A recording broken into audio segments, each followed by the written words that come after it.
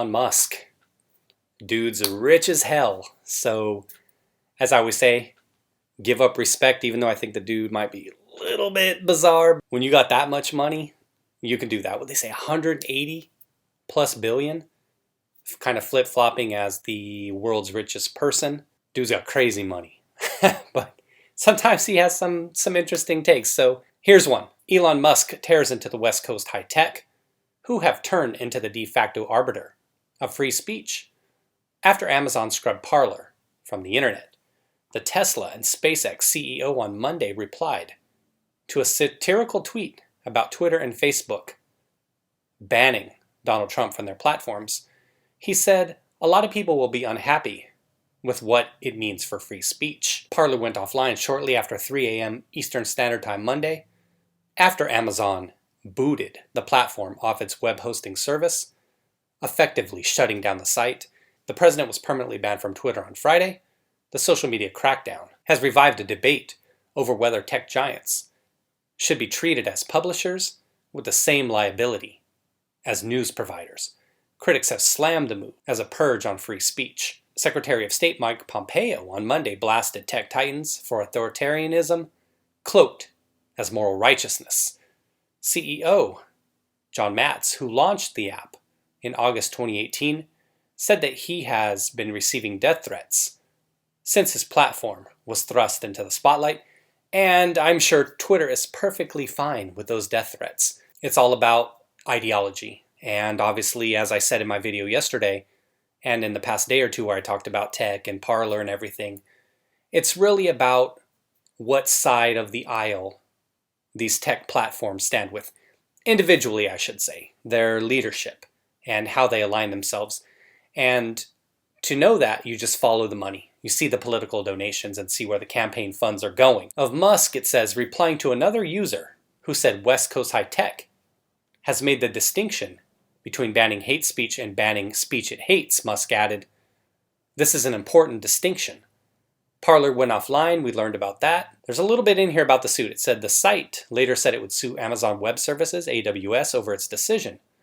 Amazon said the lawsuit has no merit, arguing it is clear that there is significant content on Parler that encourages and incites violence against others. And this is where some individuals have talked about it. Legal minds, those not in the legal know. I'm not a lawyer, obviously, so you will have to look into this more on your own. But they were saying basically that the way the lawsuit was structured, the way it was filed, that Parler brought Twitter into it as well.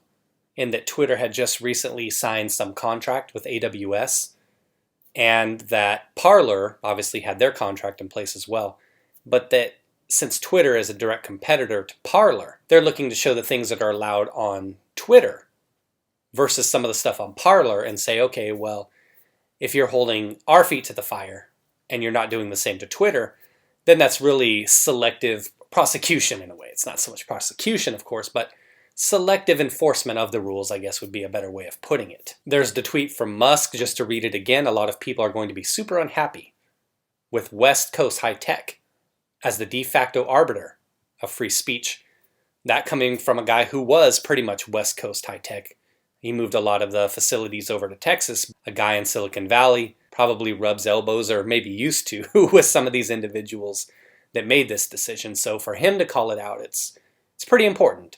And you and I can sit here and talk about it. Other people on the internet can talk about it. But the reality is, it's what I mentioned days ago. It's individuals that have actual institutional power, that have power, social sway, that need to call this stuff out. Me saying things and bringing this stuff to light with my limited subscription base on all platforms isn't really going to move the needle at all. But when Elon Musk steps up and says something, then people listen. Respectable voice. Like I said, he's kind of like a kooky weirdo sometimes, but you've got to respect the dude and how much money he's managed to make, how he's managed to grow the company, Tesla and everything. Discussing the removal of Parler from AWS, American Civil Liberties Union lawyer Ben Wisner told the New York Times there is a difference between a social media platform like Twitter deciding who its members are and what its guidelines should be, and a company like Amazon that really holds the keys to the internet. And that's a great point. Wisner also pointed to a 2017 quote by Cloudflare CEO Matthew Prince when he took down the Daily Stormer, who said, I woke up in a bad mood and decided someone shouldn't be allowed on the internet. No one should have that power. And that's interesting that somebody like Matt gets it. And I'm saying Matt like I know the dude. I don't know the dude. Don't know what the Daily Stormer is or what it's all about. I would imagine it's probably a right-leaning site. I just don't know. Never heard of it. The point he makes is true. That no one should have that power, and that's what Elon Musk is saying. It's watch what you're asking for. You hate Trump, you hate conservatives. I was just saying, like I've said for the past several days, watch what you're asking for, because I don't want to keep beating a dead horse on this one. I know most of you get this, but authoritarians obviously love this stuff. They love to bend down. They love to get on their knees for the state. They love to get on their knees for big tech and be told what to do. How would you really want to live a life like that? I get that those people, the authoritarians and the people that follow them, they think that, oh, if I go with the cool kid crowd, they'll let me say what I want. And by and large, you see that on Twitter. They're allowed to say things, death threats, horrible things to individuals. And as I was saying yesterday, that's why I stay off toxic sites like this as much as possible. Sure, they're loving it, as long as it's going along with things they don't like. What kind of life is that, though, is what I've always said. Why would you want to live your life beholden to someone else? Having them dictate terms to you about how you can think and how you can feel and act. And I think this is something that seems to be ingrained in individuals from a young age. Maybe it started 10 or 20 years ago, where you have now this young generation of people that want to be taken by the hand and led around everywhere. So they're fine with this. So soft and so weak that they can't take simple disagreement. And as I said, I get some pushback, I get some hate. I love the stuff. I always embrace it. I invite more of it from those individuals because it's funny to me. I mean, what does it matter? Somebody's talking smack to you on the internet. What does it matter? But people out there like that, they think it matters. And then they can't take it when you dish it back out to them. As I said, what kind of life is that? I don't want to live like that. I don't want to have somebody tell me how to think and what to think. I can take the information in for myself and I can make up my own mind. And that kind of spirit, that freedom, that individuality, it seems like that's what's missing from a lot of people. I don't understand how you would want to live life on your knees. I just don't. So it's going to take a concerted effort to fight this authoritarianism. So we'll see. Individuals on the right are fighting. Centrists are fighting. Center, left, right fighting. Probably, but we'll see. The left is pretty strong. Billionaires, trillion-dollar companies, we'll see. We will see. We'll see if we can overcome this. Let's finish up a little bit more here regarding Twitter's ban of Trump. ACLU Senior Legislative Counsel Kate Roon said, "We understand the desire to permanently suspend him now, but it should concern everyone when companies like Facebook and Twitter wield the unchecked power to remove people from platforms that have become indispensable for the speech of billions." That's what they said. It's a new public square. Amazon was on Saturday forced to warn its employees to be vigilant following far-right threats to blow up its data centers. A leaked memo reveals. In an email to staff Saturday, Chris Vandahar, Vice President of Infrastructure at AWS, said, "We all need to be vigilant during this time to keep one another and our facilities safe. Or you could stop bullshitting and stop being assholes, and you wouldn't have this problem to begin with. If you see something, say something." He used that line. He really went with that line.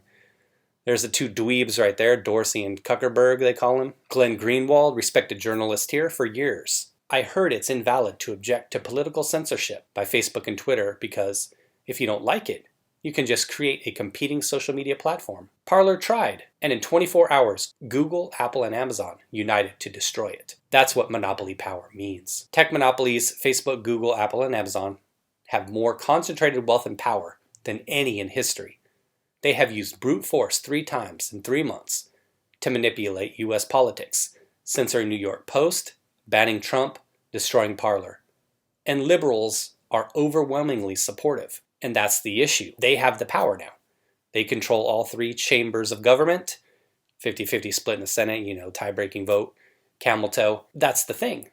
They control the power. So how does it change? It's what I talked about several days ago, is it almost has to be an individual state-by-state thing with red state AGs saying, hey, enough of this, because Biden, Democrats, they aren't going to do anything to slow this down. They love this stuff. They see this as their opportunity to seize ultimate power here, maybe forever. I want to have faith, though. I want to have belief that everything I was brought up on, everything I was born into, all the freedoms I've always had to say what I want. I want to believe that that'll win out. Obviously, we have to fight for it. We shouldn't have to fight for this. Though that's the thing that's fucking pathetic. We shouldn't have to fight for our liberties and our freedoms. They're already ingrained in the Constitution. It's already been fought. The battle's already been fought. Why are we having to continue this fight day after day? But we will. And if you agree with this message, then you know what to do. You fight it as well. Contact your local politicians, businesses, etc. Though we shouldn't have to be fighting the fight, though we should be enjoying other things, enjoying time with our families, spending time with loved ones, going outside, having fun. Here we are. So take care, everybody. Be well. Thanks for watching the video. Do your part. Be well.